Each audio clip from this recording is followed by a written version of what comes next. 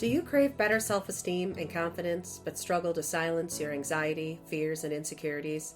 If so, welcome to the sisterhood of fellow travelers on the path to reclaiming their self-confidence and happiness. I'm Jennifer DeBellis, award-winning author, speaker, and assault survivor. I spent the past few decades helping young women like you overcome fear, self-doubt, and trauma to reclaim their joy and self-worth. I cannot wait to share the secrets I learned on my own healing journey and help you restore your inner warrior as I show you the skills and tools you need to save your own broken world. If you're ready to empower your inner warrior to overcome fear, doubt, and anxiety, turn off those distractions and tune in to this episode. In this episode, I'm joined by Dr. Raj Bothra, whose tell-all memoir I co-authored, and Prashant Shah, the movie producer and CEO of Bollywood Hollywood Production, who's producing the film version that releases summer 2026. It seems fitting to follow up my forgiveness series with this intimate conversation about Raj's incredible story from the time he was falsely arrested and imprisoned for 1,301 days until his trial and unanimous 12-0 jury acquittal. As you will learn, Raj endured tremendous offense and torment from his own government and yet maintained his strength, peace, and confidence that the truth, his truth, would set him free. His inner warrior shined brightly in these otherwise dark spaces. His story is a testament to the power of fighting for justice while operating in a forgiveness mindset that holds no grudges. May his story of courage, perseverance, and unshakable faith inspire you. Find more about the book USA vs. Raj, which releases in a week, in the show notes below, as well as more on the film. So, welcome Raj and welcome Jennifer. It's a pleasure to have you both, and it's an opportunity for the world to know what happened. There's always a doubt or a conviction or a philosophy of what to believe and what not to believe, because the media today is bought out, or media today is very different than the media 10 years ago, 15 years ago. And with social media, the way the news spreads, it's like you whisper something and all of a sudden the 10th person is talking about some fireworks somewhere, which never happened. Right. So coming to your case, the most important is like, how did the wrongful conviction come to be?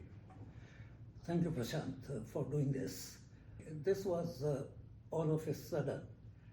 I've been practicing here for the last at least 45 years. We never had any issue with the government. We never had any issue with the local medical board. We never had any audit by the Medicare or anything like that. It was a usual normal morning.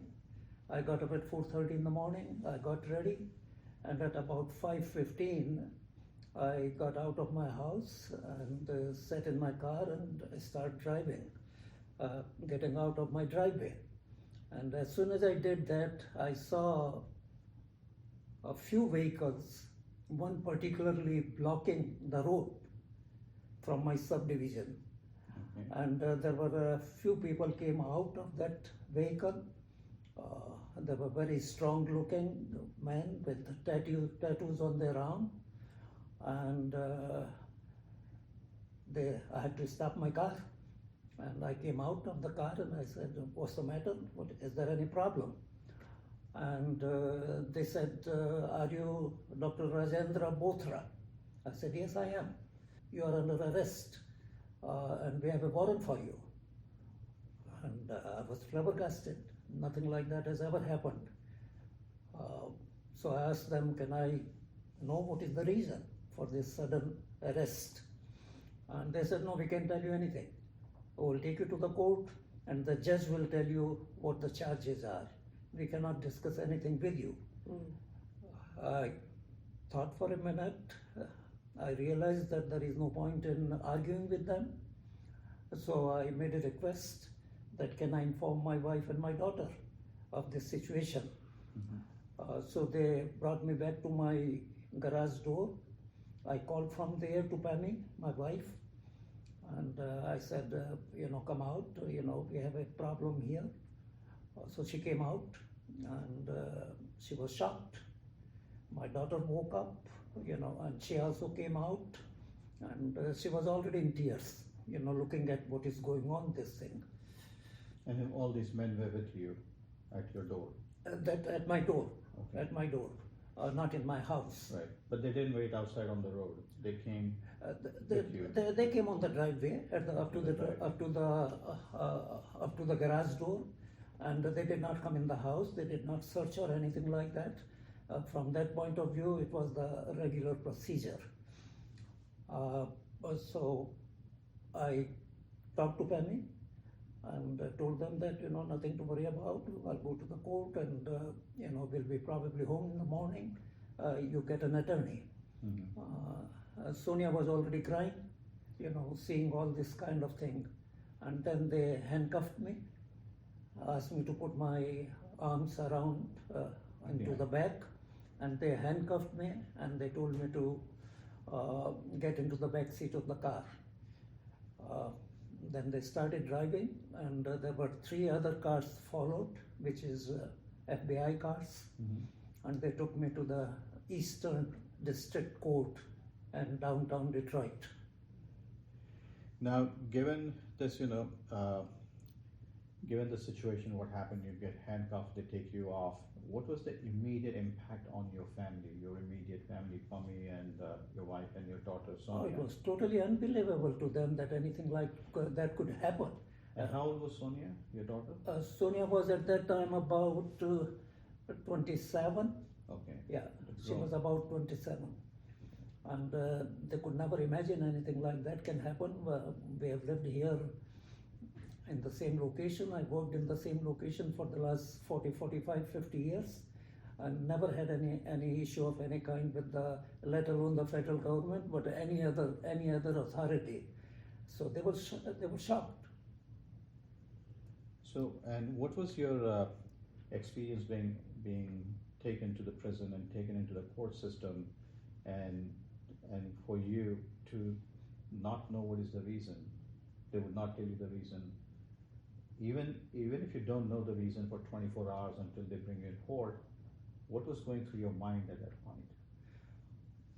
Well, I thought that, there is something wrong. There has not been any kind of investigation, and if they did anything, the government got it wrong.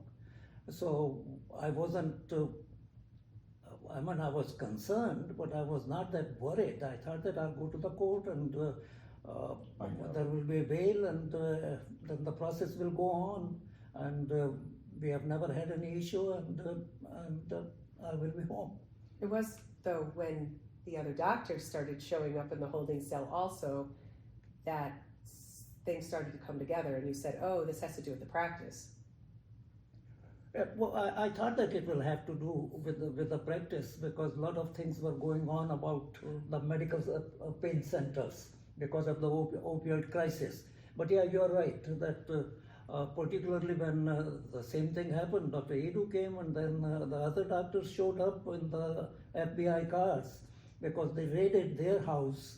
And luckily I was out, so they did not come in, but in other places they had to break in their house. And for our audience perspective, Dr. Edu, he was your business partner? Was he your employee, or was he part of your team? They were all my employees. Dr. Edu was the first one to join me, and as the practice grew bigger and bigger, we had almost 130 employees. We had 7, 8 doctors, medical assistants, and everything. So Dr. Edu was the first one to join.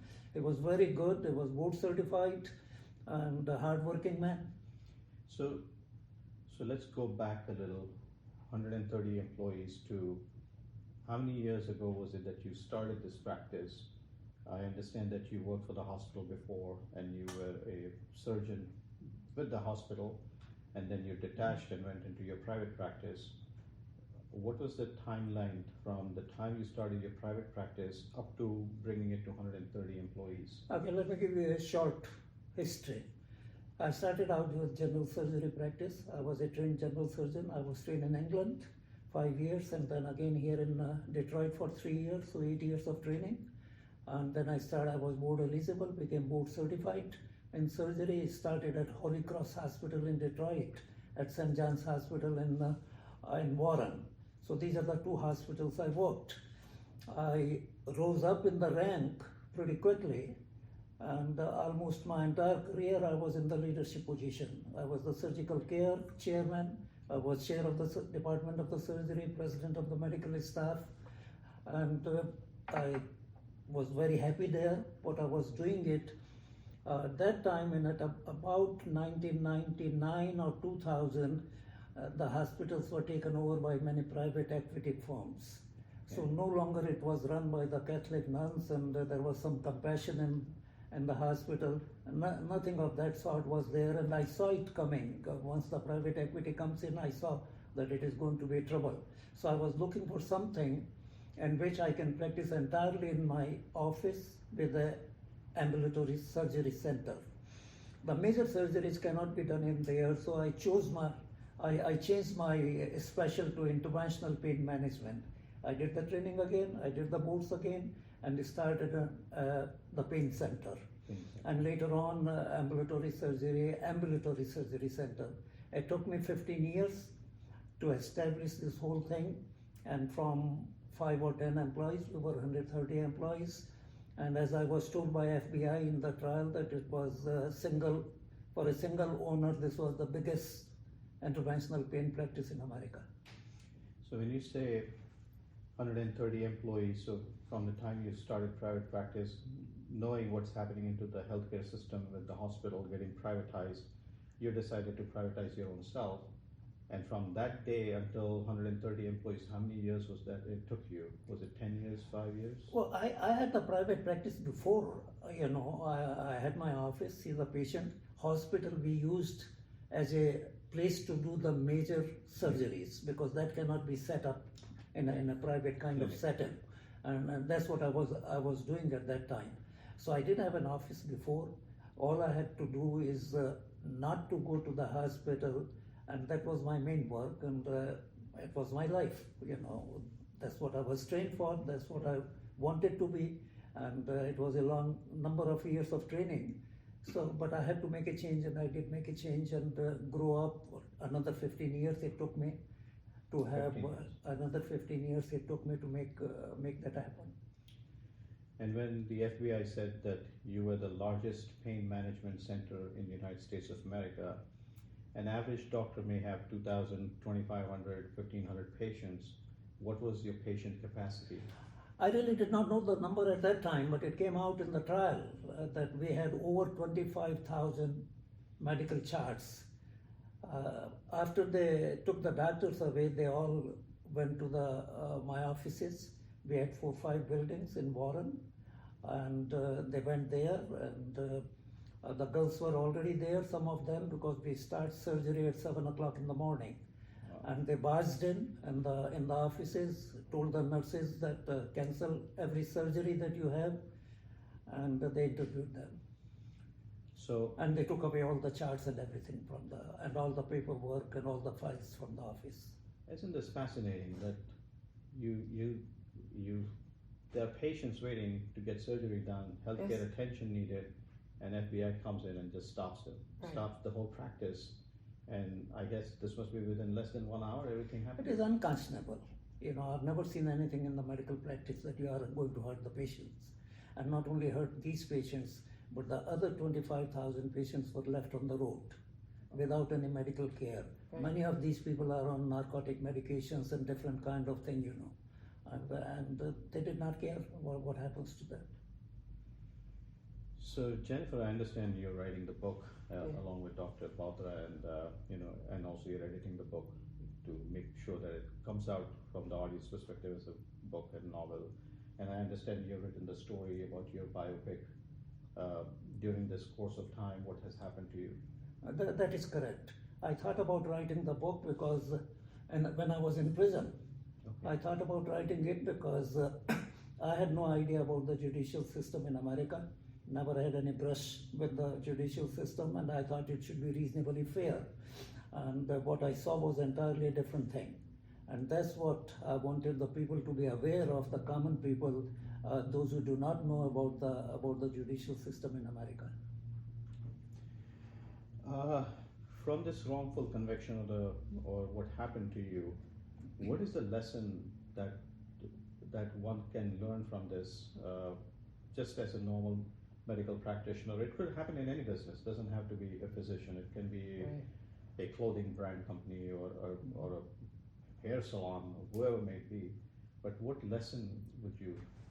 The lesson is that government has to do their job, and there are bad actors out there. So I don't mind them checking, doing the investigation, but to do that without a proper investigation, arrest the people, not knowing any details about it, and later on they found out that everything was wrong. What the government put it into the indictment, everything was wrong. But by then it was too late. And government probably knew after about 2-3 months that they are wrong, but they made it a prestige issue. That this is the biggest Medicare fraud case in the country, and we are fighting it, and we are going to provide the justice to the people, and they were totally wrong, as proven by the jury trial. But they'd already chosen their path. So this was the poster child. They didn't have a backup plan. They only had plan A. So once they started to see that they clearly didn't have anything, and he didn't know all of the things that were wrong. He's on the inside, and it's impossible to get that information. Some of the things he didn't even learn until trial. So now, when I ask you this question, your response should be on the camera, because this is not going to be a power impact questions. So I understand you get arrested, you get thrown behind bars, and then you're waiting for your trial to be brought in front of the court. And how many days was that from the time you went inside the prison till you came in front of the court, or front of a judge, or front of a magistrate? Oh, that was that morning. Next morning? Same morning. Same I morning. was probably there by about 6 o'clock, and at about 10 or 11 o'clock I was presented to the magistrate judge. Okay, so 4:30 a.m. they bust you. Correct. They pick you up, throw you behind bars, and by 10 a.m. they bring you in front of the magistrate, along with your other physicians that work with you. Whether they Yeah, that is right. They indicted everybody. A total of 6 doctors. The 4 were in the same court, and the other 2 were taken to the different jurisdiction. Okay. So we were all of us in the same cell there in the court, in the Prison. In the court they have certain area where they keep the holding area. The holding area. So I was presented to the judge at about maybe 11 o'clock or something like that. And what about the other 4 other members that were arrested? Were they also presented at the same time? They were presented 2 at a time, and but the other people were given the bail, and I saw that because I was sitting in the court. They were given the bail, and I presume that I'll also get the bail, and then the case will go on. So you see your colleagues who have been also arrested the same morning, they are in the holding area with you, and now all of you are brought in the court and in front of the magistrate.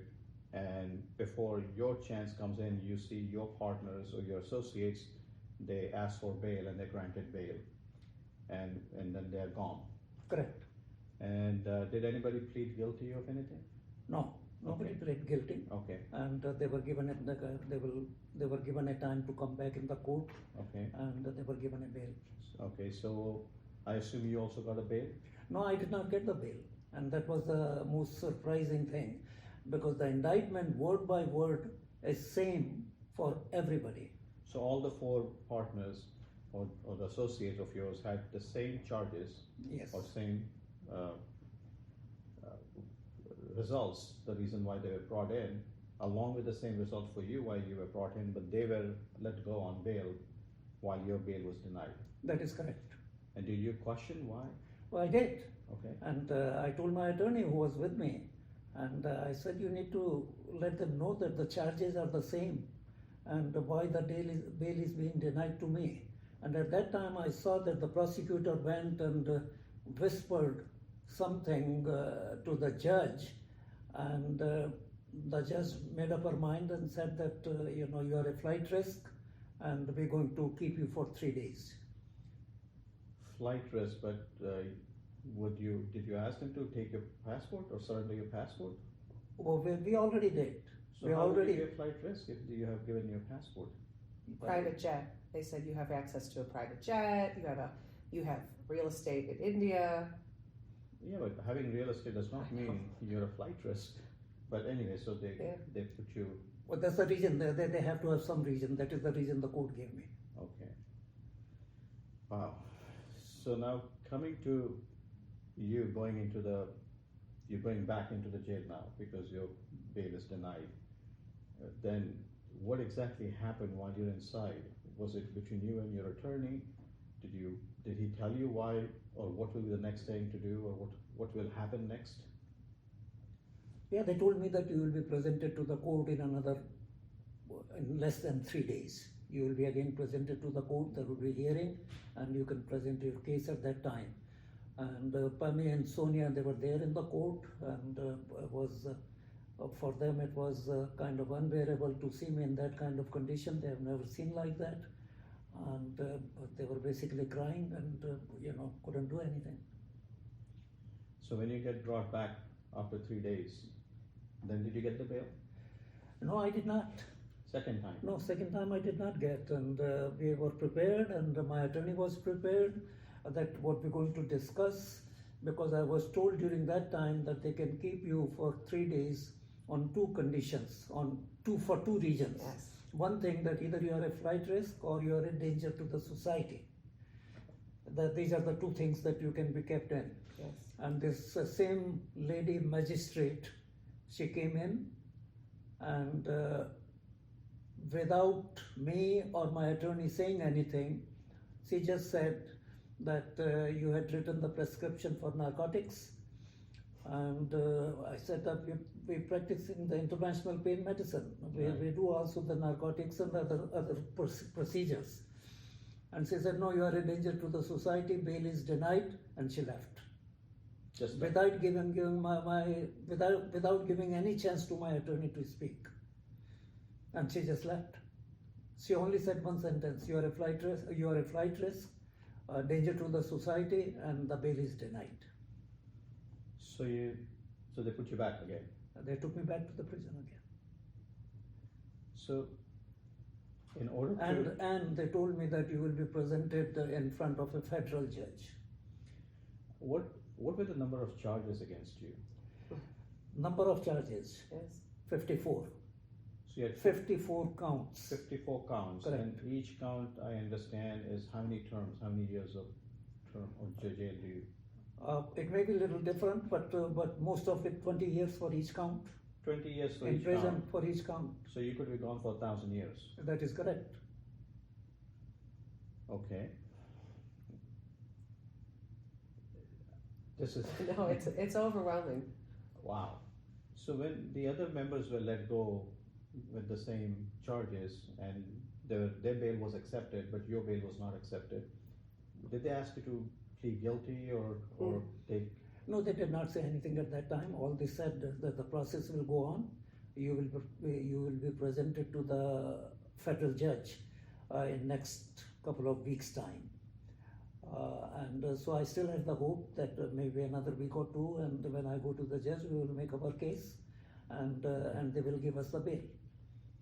So now you are in hope that the local magistrate, the local county, all that will now go to federal level, and with federal level it will be much more wiser people or much more balanced understanding of your reasoning, and them looking at your convictions and looking at the 54 counts. So it must have been easy to deal with the federal judge. Well, it wasn't easy to deal with the federal judge. As I entered in the courtroom with handcuffs and the cuffs in my ankle, I sat down there, and the judge looked at the indictment, and the first thing he said, that if these counts are true, you will spend rest of your life in prison. And I was kind of taken aback, why would he say anything like that? Yeah, why would he make a judgment like that? I had no idea, I was taken aback. And that a judge, a senior judge, saying something like that when nothing has happened yet, it hasn't gone to the trial, there is no discovery, nothing has happened, and why would he say that if it is correct, I thought that you are considered as an innocent unless you are proven guilty. Right. Nothing had happened till that time. Right. And eventually, my attorney, who had known the judge for a long time, and he presented the case. He presented it well, and either in that same sitting or maybe there have been one more sitting, in that the judge finally agreed that he will give me the bail for $7 million. $7 million. Yeah. And I was told that that has never happened in the court, even for the murderers or rapists or anybody. So he put a bail of $7 million. And so my attorney said that we'll need some time about this, getting the accounts unfrozen. Because your bank accounts were frozen. Everything was frozen. So, given that the judge has offered to have a payout of $7 million for you to get the bail, whether you have that $7 million or you don't have that $7 million, your bank account is frozen. You cannot financially function. What was happening to your family at that point? Well, it was very difficult for them, that what will happen. At that time, maybe it was only a couple of weeks or 3 weeks, but going forward, they will not have any money because their accounts and every account was frozen. They will have very hard time trying to get some money, so we were all very worried about it. So was there a point where there was no money to buy groceries? During a short period of time, Yeah. and till what happened in the future, that the bail was denied, and we can discuss about that. Okay. Now, in order to survive, did your family members, who I understand have never worked in past or had a job, but did they take up any kind of a job? No, Pami was a homemaker. Always took care of home, took care of our daughter, and off and on she did help in the office, in my office, but she had to take a job. And was that a job where she would be comfortable working? In a sense, was it? Well, like she is very hardworking, but she has never done, a job outside like that, Okay. and she managed it okay. And Though it was very difficult, obviously. where did she work? She worked at Zara, At a a store. clothing store. Clothing store. Yeah, To feed the family, to feed that's the right. kids. That's right. So now, from what I also understand, or maybe you mentioned your 4 other colleagues, their bail was accepted and given, and they were let go.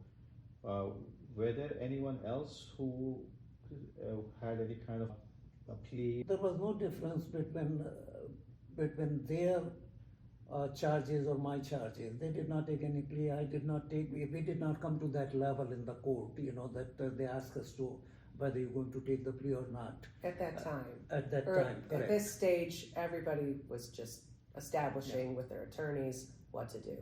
Okay. So here you are with 54 counts going against you, and you're being tossed between one prison to another prison, and bail was denied 2 times, 3 times. How many times did your bail get denied? Well, thereafter, one time the bail was granted for $7 million, as I just told you. We made arrangement for that. A judge at the same time told the U.S. attorney who was in the court, and he said, you can always go to the appeals court. Oh. So it Yeah, looked to me, right there. why would he make that point, that you can go to the appeals court? And in retrospect, I think that he gave the bail because my attorney and judge, they were very close friends. Maybe he was doing a favor to him, but at the same time, he told the U.S. attorney, you can go to the appeals court. He took that hint and he went to the appeals court, and therefore I was never released. Till we get the result of the appeals court, I was still in the prison all the time.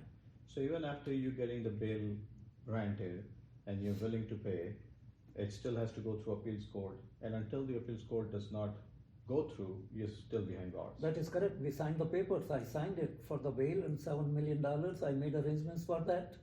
And but since he took the case immediately to the appeals court, I still have to go through the appeals court for the final judgment. Did the appeals court give the judgment in your favor? And no, they did not. It took them another 2 months. for them to give any kind of hearing and judgment, and their judgment was the same thing, that you are a flight risk and the bail is denied. Now, to put the time frame too when this is happening, this puts us into March of 2019. What happened in March of 2019? Pandemic. Oh, yes. So it's all these things clashing together now. Wow. So now everything's there's a slowing down. Shortage of staff, shortage Yes. of people falling sick, and Yes. then keep distances Yes. to the point that that distance went 3 months after being approved for the bail, and then again denied after 3 months. Right. That is correct. How do you handle this situation mentally and emotionally? It was very, very difficult, because up to that time I thought that I'll get a bail, whether I get it by the magistrate judge or I get by the appeals court, because there was no reason to keep me in when you let everybody else go with the same charges. Up to that point I was very frustrated, but I was not very much against what I saw in the Justice Department later on, that why would they keep me in, and I was very happy for my other people that they were out, but at the same time there was no reason to keep me in. And then it looked very difficult after that when the bail was denied in appeals court, because now the process is pretty long. It may take months, it may take years, but still I had little hope that constitutionally there is a right to the speedy trial. You cannot hold the people for a long period of time without trial. So I had the hope that maybe it may take another couple of months and I'll be out. Because 6 months is pretty much that's the cutoff. So so he's sitting there thinking, okay, worst case scenario, I'm halfway there. I'm hitting the 3-month mark. Right. They can't hold me for more than 6 months. That's just, there's no precedence for that. Right. That is correct. Right. Yeah. So 6 months will be the cap that will be cut off and Right. let you go and Correct. and take the bail, and then whatever the next process is. So did that happen in 6 months? No, nothing happened. I mean, either they should release in 6 months or they should take me to the trial. So they don't take you to trial, neither do they release you. So, Well, that kept on going for the next 3 years.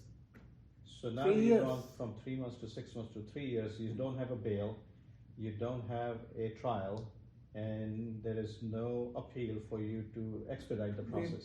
We filed 9 motions total in these 3.5 years for the bail, giving them the reason that I'm not a flight risk, I'm not danger to the society, and they had nothing to say about it, but kept on saying the same thing, that you are danger to the society, you are a flight risk, and they kept on denying. It was a judge who was who presided over the trial, and he always did what the prosecutors wanted.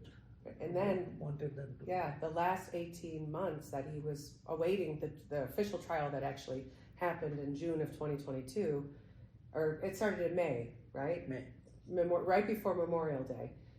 There's 18 months of adjournments because all the attorneys on the outside, you've got to remember there are 6 different individuals here. Correct. So all of these attorneys are trying to get things in order, and you've got the federal government, you've got the prosecution throwing all this weird things that don't make sense, which I'm sure you're going to get to that. And they're like, wait a minute, we've got to look into this now. We need more time. So if you go back and you look at the transcripts, there are 18 months beyond some of the other adjournments that the trial just kept getting pushed and pushed and pushed from the outside because they needed to, get things in order. And so then it really wasn't in his control. It was at this point, it was 4 different teams of attorneys. So when you mentioned 4 different teams of attorney, but you had your own team of attorney. Of course. And did ever your team of attorneys or people who are assisting you show any kind of a lack of confidence or showed any kind of a negative energy saying that, Raj, you're going to lose? Or Well, this is about the time that I begin to lose faith, and I begin to understand the judicial system. Oh. Okay, I found out by reading that it is very, very difficult to win from the federal government. 97% of the people will plead guilty, and Yes. those who go to the trial, 0.03% will win from the government. 0.03. And also, I saw that the government will use their entire power and their infrastructure and everything. And the culture that I found there, and that is the reason that I'm writing the book, the culture what I found in the judicial system is that they have got to win at any cost. They cannot lose against an ordinary citizen when the federal government is so powerful and has so many resources.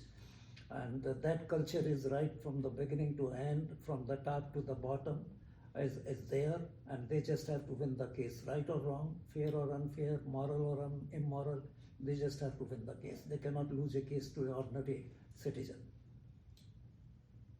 Very well said. So, an ordinary citizen with an extraordinary journey over here, Dr. Raj Bothra, it's fascinating to see that you were basically the case study or the monkey that they wanted to prove to the society that they have the power to do what they can. Well, as Jennifer was telling you, I was the poster child. I was highly successful. I had money because of my hard work. Nobody gave me the money. I earned it by my hard work. And there was a narcotic crisis going on, so the government and the media, they have to show that they are doing a lot in the service of the people. So I was just the right kind of person for them. And the numbers were right. So when you talked about the size of his practice, over 25,000 clients, their comparable practices had between 250 to 1,500 patients. So if you can skew the numbers, which is, it's all about, the whole thing was a game of skewing numbers. Right. If you can use the numbers from those small practices and not apply simple math to say, okay, now when we look at this 25,000 model, they were applying the same numbers as if these are alarms.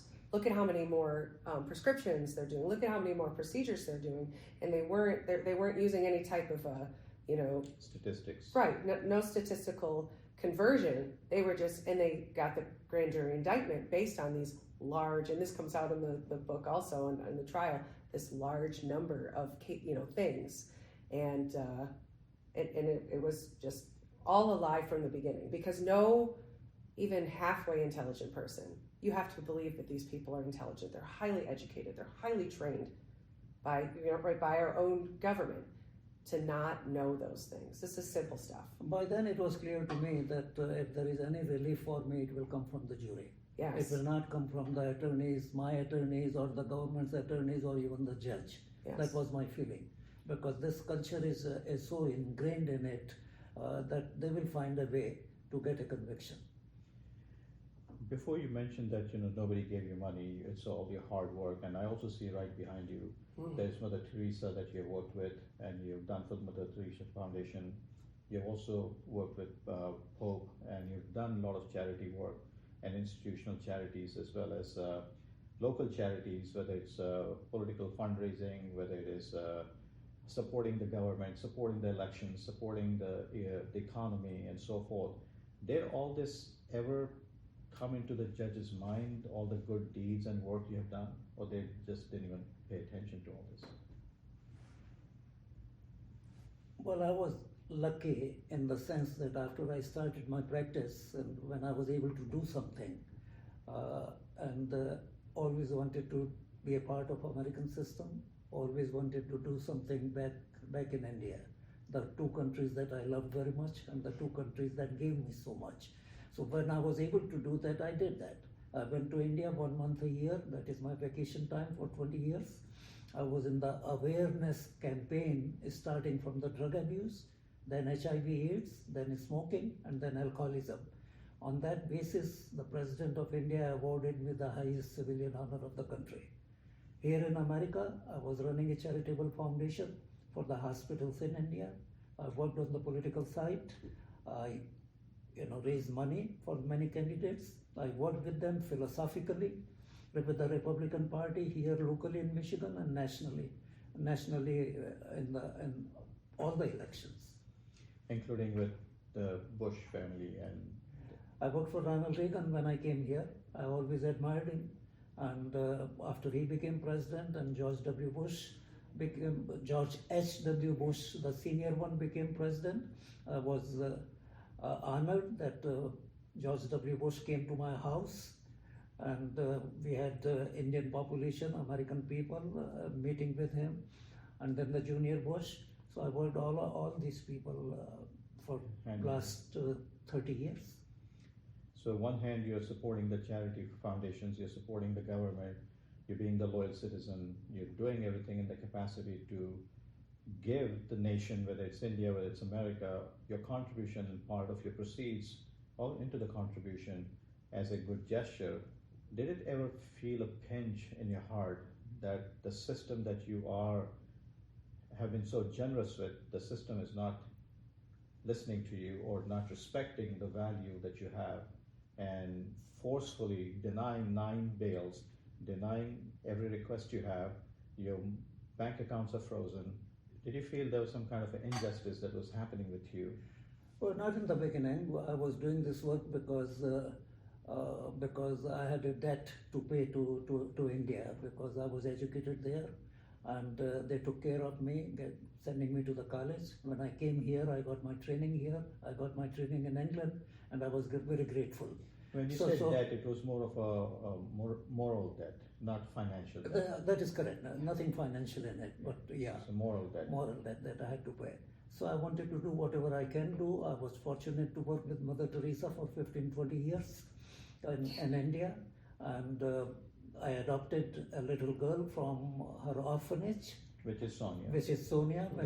when she was 6 months old, and today she is 35 years old lady, and she just had twins. So now you're grandfather. Yeah, I'm grandfather now. More little girls. Beautiful little girls, yeah. So this is the reason that I was doing this work, but I realized that I don't need a reward for what I was doing it. I don't expect a reward, but the system should be fair. And if I cannot get a justice, the ordinary people, I had the money, I can fight a case in the court, or at least go up to the jury. Otherwise, you cannot even reach to the jury. You are provided an attorney by the government, Yes. which hardly does anything for you, and people are in the prison. So how a common man can get justice in America when the judicial system is bent upon winning the case and putting you in the prison? And enforcing that plea deal, because I think you were trying to get to that. And by this point, once the attorneys all started working with the different physicians, 2 of them did feel very coerced to take a plea deal. And so now we're stuck with the other 4, who became the 4 that went to trial, and that pressure, because that is the system, to take a plea deal. Okay, so I just need to nail this. Yes. Understanding clearly. So out of the 6, 4 are getting the bail, 2 take the plea deal. No. Originally out of the 6, 5 get bail. 5 get bail. He does not. He does not. Then they start working with their attorneys. The prosecutors start putting on the pressure, and the FBI agents, who are the team on the prosecution side, start putting on the pressure. We're going to ruin your life, bringing up stuff from their past. And 2 of them had things from their past. And one of the physicians ended up pleading guilty to something he had already done, like he had already pleaded to. It was an old charge. It wasn't even a part of this. And it breaks my heart every time I look at the trial, because he already did his time. And then he didn't do any time, but he already paid for that. So and made the corrections. But they forced that. And once those 2 took the plea deal, it totally changed the game. So here's the question: the 2 who took the plea deal, saying, "Okay, I accept the charges. My hands are tied. I accept the charges, Right. technically," and they go behind bars. Nope, they pled to one thing, and now no one goes behind bars until Except the trial is correct.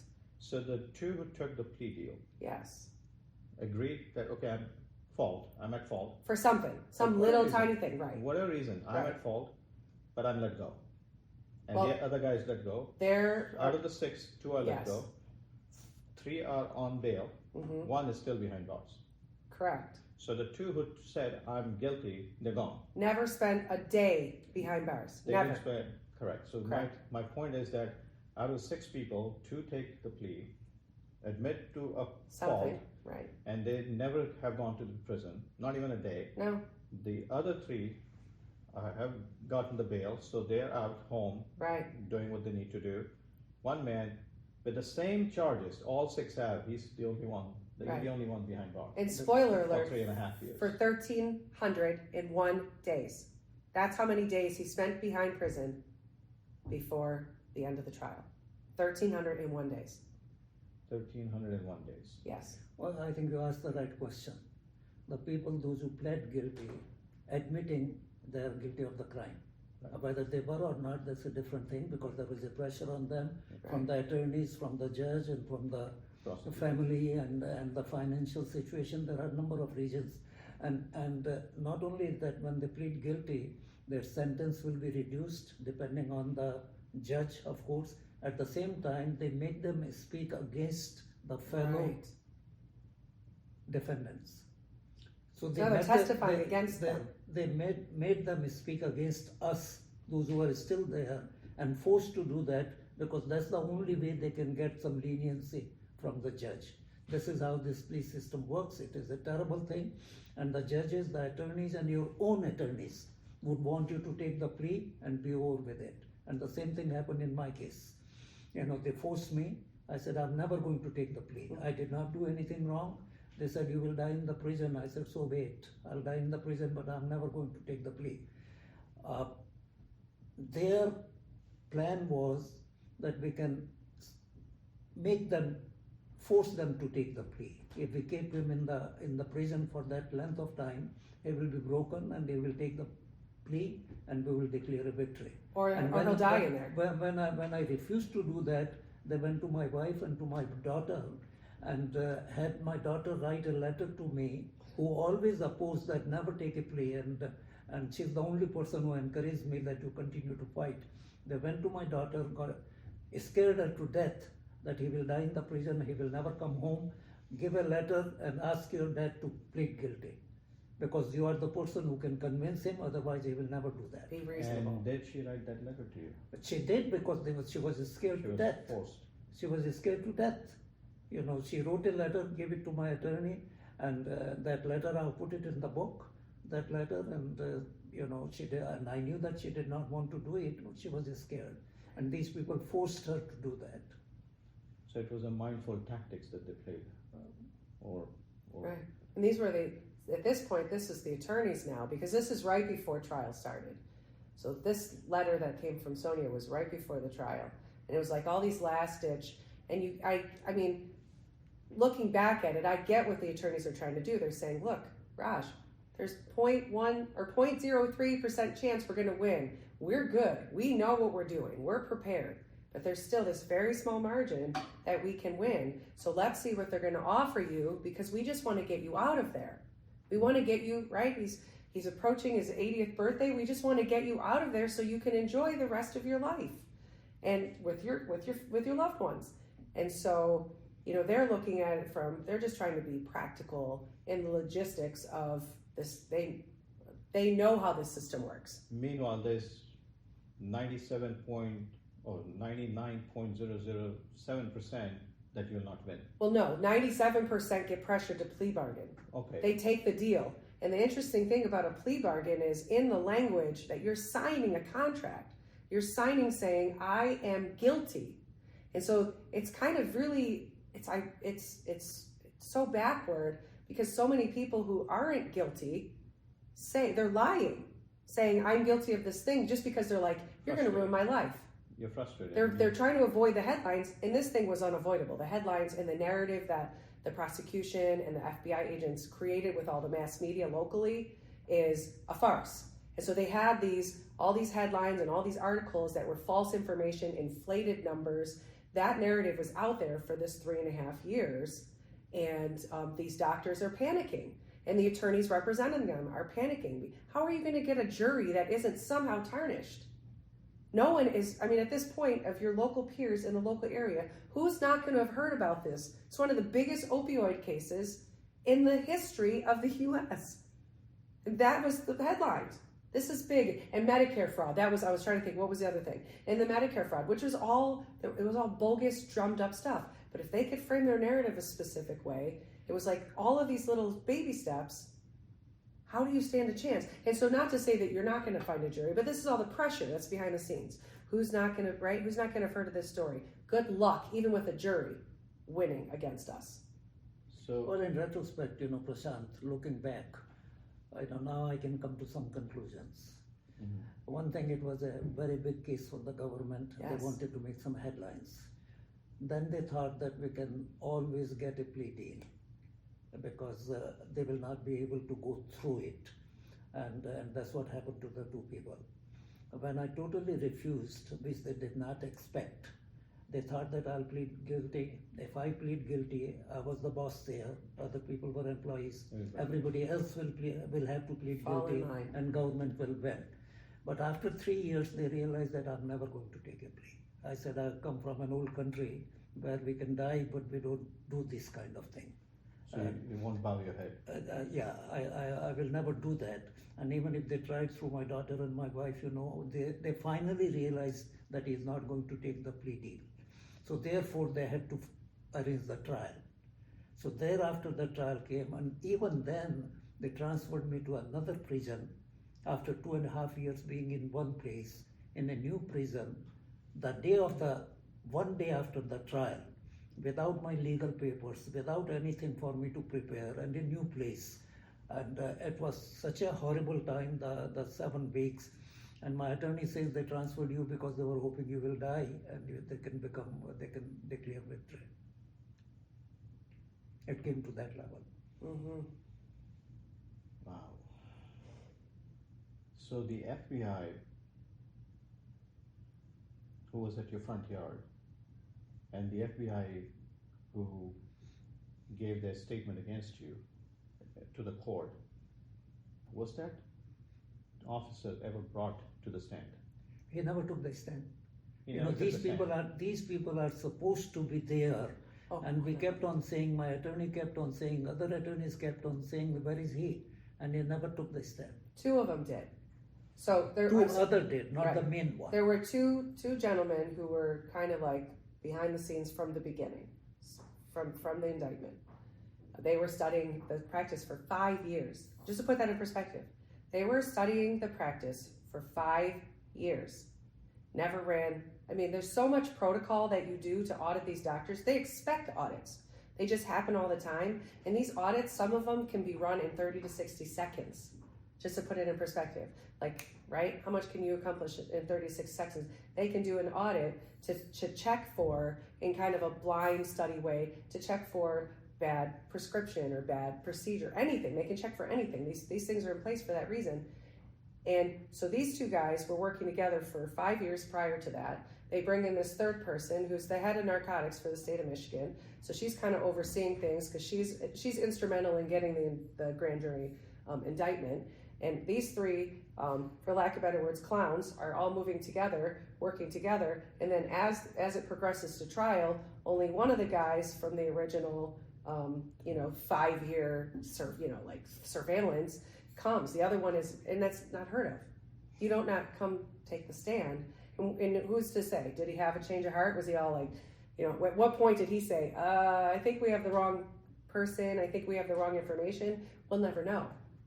Because he just disappeared out of it. All we have are the 2 that stood up, no matter how ridiculous they looked on the stand, they stood up there and they just held their ground. Let me simplify. There were 2 charges. One is that the government paid us, Medicare, $450 million over a period of 6 years. The fact remains that they paid us $45 million. So they just started at 0. They just said just 1 0. 0 has no value. So just Right. The fact is Right. that and the fact is that it comes from Medicare, from the government. They have all the records. They have all the Yeah, data. of course. So it wasn't difficult for us to prove that it was not 450 million. It was 40 million. That was for 7 doctors and all that staff and 25,000 patients and all that. So that was very easy to prove for us. The second thing was that you were giving a lot of narcotics to the patients. That again, any narcotic that we write is reported to state of Michigan. Okay, we call it MAPS. It is reported, every narcotic pill that we write. What government was telling and what actually it was, the difference is that if we measure by equal amount of the medication given to each patient, the CDC recommends that you should be given about anywhere, 50 to 90 morphine milligram, then you are okay. When they did the audit on my charts, after the case was filed, they found that it was only 25. I was much lower than the recommendation of CDC, much lower anywhere in the country with my peers. When they found that out, and which they should have known because it is again the government data. Right. State government data. Medicare is the federal government data. This is a state government data. It is coming from their source that they indicted me on, and which is clearly proving that these numbers are wrong. So I cannot believe that the government did not know that. Maybe they did not know. They filed an indictment. Then they came to know, but it was too late for them because they have to win the case. And these are guidelines that regular primary care physicians follow, not specialty doctors. They're not laws.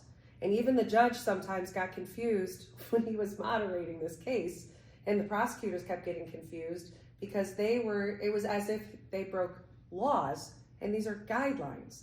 There's nothing in place. And in addition to the MAPS, the person who is entering everything into the MAPS is the pharmacist. And there was not one pharmacist brought into this case who was also on the line to say, the pharmacist is the last line of defense. So if you suspect doctors are misprescribing, you have a responsibility to report that. And there was not one reporting in all of these, prescribed, and they also, when they quoted it, they counted every single pill. So imagine if you did, 50,000 prescriptions. It was a very important moment in the trial when they came to find out that the prescription that I was giving was much lower than anybody was giving it here. So the prosecutors flipped. They said, no, he was not giving high doses of narcotics. He gave lower doses and kept the patient in pain because he was fearful of the government audit. They just kept twisting it. They indicted on the charge of giving higher doses. Now they are giving lower doses, and still I'm a criminal. The jury laughed. So this is the kind of defense the government was presenting from their side, which can be proven by their own data completely. And the agent, who's the head of the narcotics, didn't use morphine milligram equivalent. So when they're going MME, and she's like, well, what is that again? Well, how does that? She goes, well, I'm calculating a different way. There is no different way. Not only is it the golden standard, it's the only standard. And so they were educating her on the stand, and it was like, how did this woman, how did she have her position for 28 years? It's not like it was 18 months, and she was just learning the ropes. 28 years in this industry, in that position. How many other people did she, her cockamamie way of adding up how much, it was like she was looking at the dosage. So again, she's counting pills. If there are 30 pills in a bottle or 60 pills in a bottle. When they come to know, if we can prove it by their own data, I thought the judge would dismiss the case. Right. And judge at one point, the judge said, he excused the jury, and he said that the doctors did what they were supposed to do. I don't see anything wrong here. Unless there is something later in the trial about billing or something, there is no case. He told in the court, and I thought he will dismiss the case if he's saying that. Yes. But he continued.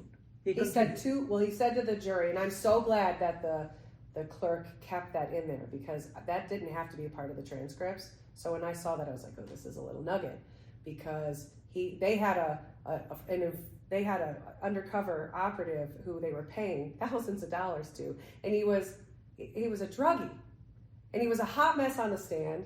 I mean, it was like, he's a classic character.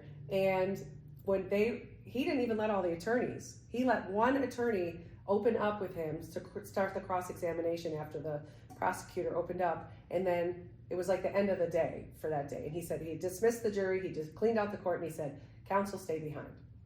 And he said, look, this is a real blow for the government. This character and I think he called him a character, was a train wreck for you guys. And if anything I see here, he goes, you have two charges to go after. And it was the billing, and it was the two charges that affected you all, but it was the billing and something else, maybe the level of prescriptions. And he said everything else is a no-go. But he didn't dismiss the charges. So they still tried from and this happened in the second week, like it was like a week and a half into the trial. Well, Jennifer, you are missing one point. Yes. That character that you are talking about, the witness, FBI had paid them $16,800 in cash money. Yeah, in cash. A drug addict. In cash money to come and give that. Testify. No, just to do all these things, to come to the office and pretend he was a patient. That as well as to testify. Yeah, and to testify, yes. So they were continually paying him. And how did you get to that conclusion that he was paid $16,000? Okay, I'll tell you that. No, well, I tell you what, there is a rule that if they're going to put anybody on the witness stand, they have to reveal all these things. So what the prosecutors did, that 11:30 in the night, the day before it happened, they sent an email, because they have to inform by law. They sent an email to my attorney that he was paid $16,800, hoping that 11:30 in the night nobody will see. In the morning we will present our witnesses there. Now, can you believe these kind of childish, activities? Every turn was like this. In judiciary, and it came out very clearly. And the attorney asked him, why did you get the cash payment? He said, because I go and buy cocaine and they don't take MasterCard or Visa. This was his testimony. And the feds know that this is the guy they're dealing with, and they give him the money. Yeah. Cash money. So federal government. And they said, did you pay tax on that? He said, no, FBI what taxes? agents. So FBI agent gives a drug addict $16,800 so he can go and buy his cocaine and to testify against you. They pretty much, and this was over the course of a year This is recorded as a evidence into an email. It's coming out in trial because once his attorneys or the other attorneys got a hold of this, because it has to be disclosed, now they're asking him and he's admitting it. And they're like, well, did you declare that on your taxes? Well, no, I didn't declare that. He's saying that. I mean, it was just like, because he didn't have Master Visa to pay the taxes, probably. correct. He said, well, I'm not claiming it on my taxes. Yeah, it's not a laughing matter, but the jury also laughed. Right. Jury laughed at it, what was going on. Jury laughed when they found out that the Medicare records are entirely telling you actually what money you paid. The state of Michigan records is telling you what narcotics they have given. Why did you bring the case? Right. And he's presenting, like all their other informant patients, he's presenting with all the, like a patient with with chronic pain. He's coming with imaging, fake imaging. Of course we're going to treat you. You're a legitimate patient. So did the judge or the court system ever feel that they wasted 3.5 years into this court matters? You're talking about the court matters? They kept me in the prison 3.5 years. Did the prosecutors... Are they going to return me back 3.5 years of my life?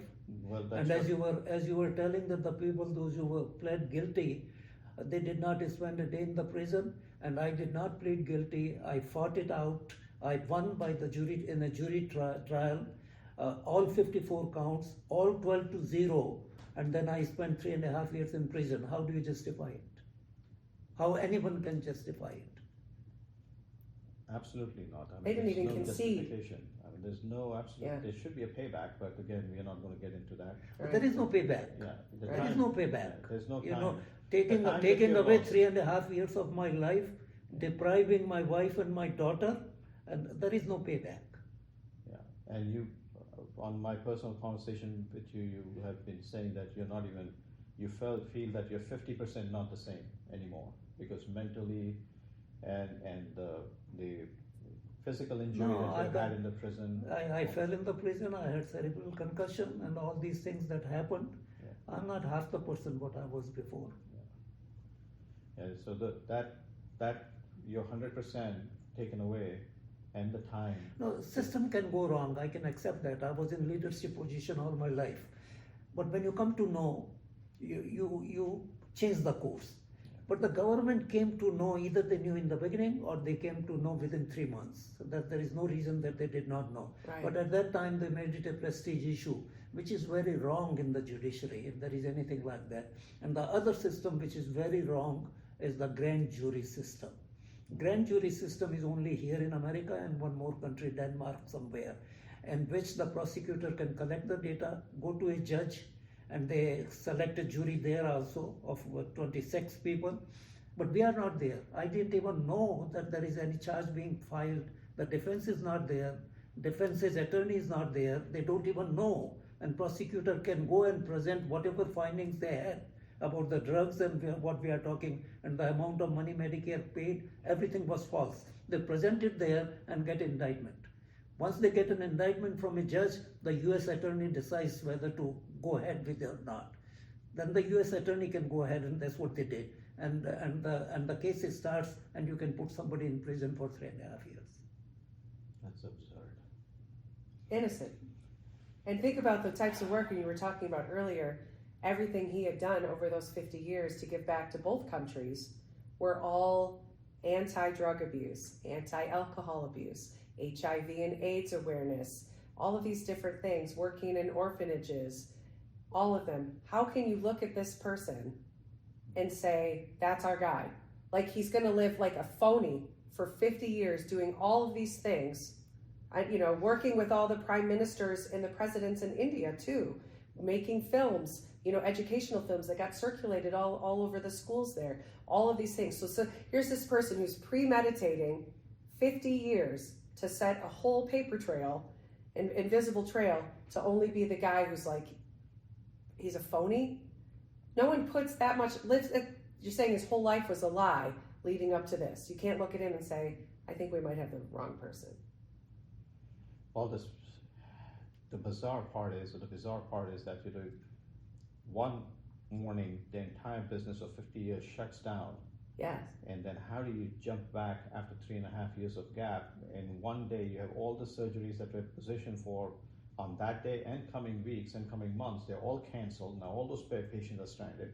Your 130 employees, they don't have a bread on the table, they're stranded. All of a sudden, your wife, your family... And 25,000 patients were left on the street. Right. So, given the condition and the situation, the story that he has, and you are an author, I understand, and your recent book is with Simon & Schuster and other publications, what made you go into this subject? I was home on the right night. So his friend had reached out to me. I direct a nonprofit in Detroit, which is a writers guild, and he had found our information online and he emailed me, and it was this very random, I get a lot of random emails, can you make me famous kind of things? Can you help promote me? And so I see this email, and long story short, my friend is a surgeon, humanitarian. He was falsely arrested and imprisoned for 3.5 years, and he's got this story to tell. And it resonated with me because we had just finished up fighting my own husband's false arrest and imprisonment thing on a very small scale. But so I'm a firm believer, and he was 100% innocent. And it was just in our case, it was a kind of an officer, long-standing thing, just finally getting a vendetta. And when I read that, immediately I was like, well, of course he's innocent. And so I emailed Trace back, and he said, can we hop on a call? And so we hopped on a call really quick, and we were talking. And my first thing I said is, of course I believe your friend's innocent. And it was like, that wasn't something that either one of them was hearing. So they have been searching for we need a person, we need the perfect fit for this. And then he was trying to okay, here, take it. And I said, no. I said, I want you to be just as in love with me and my writing as I am with this story. So I said, pick 2 parts of the book and send it to me, and I'll rewrite it. I'll send it back to you. I said, give me this week. I'll rewrite it. I'll send it back. And that's when I started spending time with that, I said, the book needs to start with the arrest, with the officers in the front. And it was December. I know you had said June in the beginning. That was when we were in trial. Right. It was December 6th. It was kind of a cold, crisp morning. And so I said, that's where it starts. So I just was like, I believe I can bring this book to life. I enjoy writing other people's books and getting into the character and helping my clients also get at, make those really big connections in their stories. And so initially it was, I thought we could be a good fit. And then it was like, what do you think? And at the time when I finally looked at the whole manuscript, it wasn't the whole manuscript because we didn't have the trial in there in a big way. He had a lot of takeaways. You have to remember, he's under extreme stress during this 7.5 weeks of the trial. His memory isn't going to be 100%. His focus and his perspective isn't going to be on the whole picture. It's going to be on things that, he's focused on. So go ahead. So when you were approached, was he still in the prison, or was it? No, this was a year and a half after. And Okay. he had, written his version of the book. Right. Were you at any point for 0.001% nervous to write this? No, and I know I have a lot of friends who are like, you're writing a book against the feds. You realize that. You're putting a target on your back. And I'm a faith person, and I know you didn't talk about this yet either, but you're a huge faith person, and that's what got you through all of those days and horrible long nights. And so I'm a faith person, and I'm not afraid. So, and if I am afraid, I'm gonna step out into that, because fear's it's a good sense to have, but it doesn't need to stop me. And so I think this story is really important, because it could happen to any one of us. Doesn't matter what industry you're in. And you don't even have to be, have a big surgery practice or a big interventional pain specialty. You can just be an ordinary person minding your own little business, and you're the target of something. They can make something up. Pick something. What do we need you for? It doesn't matter. So this is an important book, because this is the United States of America. This is the country, like you, like my husband. My kids are first generation. My husband was born in Italy. Lots of people migrate to the United States of America, where money just grows on trees. Opportunity is at every corner. And that idea that you can have any life you want here, if you work hard enough for it, if you just go out there and you just apply yourself, this is the country that this is happening to someone. It's unimaginable. And it's the stuff that most people say, oh, that's a conspiracy theory. Oh, we had to be guilty of something. No, it happens to innocent, good people. And that's the thing, good people. I think the whole idea of writing the book was bringing the awareness, to the general people. Those who do not know how the judicial system is basically corrupt. But it's more than that. Your whole story, his whole story is exceptional, and I know you're familiar with the story. But you have lived an exceptional life, and behind that has been you all the way. You've made a lot of incredible choices, done incredible things, and to think that someone could live and build that kind of life, it's not even just doing all the, I don't want to say right, that's not the right word, but doing all of these amazing things. A lot of them are selfless things. You weren't doing them just like, oh, I'm just going to build my legacy. Oh, I'm just going to build my glory. Those things just come into play. They're just right. They're a benefit that happens. You weren't working with Mother Teresa because you're like, oh, this is going to benefit my career. Nobody works with orphanages, goes through these impoverished areas for 20 years thinking, oh, this will look good on my resume. Right? We do those things because we're giving back to humanity. Basically, the awareness thing for India, as I said that, I left India, but India never left me. Yes, but I mean, you're very humble. I owed something back to the country, so I wanted to do that. And here, America has given me a lot. Right. Today, the opportunities I had here, I could have not had anywhere else. But I would say, as a closing caption, America has given you a lot, but they can never give you back your 3.5 years. Yes. That is true. That's why we are writing the book, to make people aware that it doesn't happen to other people. Or to bring that awareness that we need change. Yes. And that awareness is created, by people reading the book or learning through podcast or any other way that they can learn. And I think it's a story that needs to be read and told and heard and seen. Agreed. Is there any closing statements would you like to make for this podcast? The thing is, how would a common person, I had the resources and I had the family support, I had a lot of things behind me, so I could take it to that level. Yes. Whether I win or I lose, But how the common person who is living a reasonable life, doing the right thing, raising their children, getting them education, and serving their country. How could these people, when they get into this kind of thing, how would they ever come out of it when the culture has to be broken in the justice department? And I used to think that kind of culture comes in the people, those who are uneducated and those who are brainwashed in that kind of thing, and mostly in the religious kind of things. But I'm really surprised that these highly educated, smart people in the judiciary, whether it is prosecutors, U.S. attorney, of course the judges, highly educated, how did this become a theme in their entire system that they have got to win? It's not about winning. It's not about winning. It's about doing the right thing, doing the justice.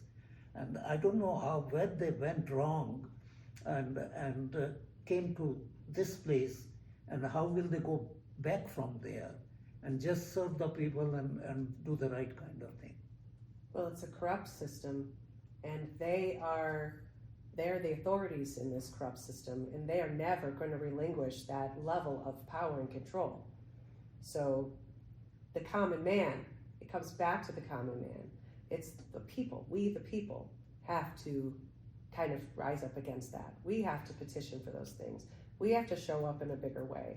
We have to be aware of what those power dynamics are and how they operate in it. And that's the thing, a lot of we're seeing some of these types of stories coming out right now. It's kind of a trending, there's a very timely time to come out with this book because there's a lot of trending similar, stories, is that most of the stories, most of the thing about televised programming and stuff is always glorifying the police departments. It's always glorifying the prosecution. They're the do-good team. This has happened much more now in the last 10, 15, 20 years. Yes. Weaponization of the government, as we have seen in the political side now, The government should never be weaponized. Justice Department should never be weaponized. But this is what has happened in the last 15 to 20 years, and it is really sad. And it is very difficult to take it back, once people have that kind of power, and they could do a lot of good and they could do a lot of harm. Right. So it's a lot of little moving parts that each one of them has to be dismantled.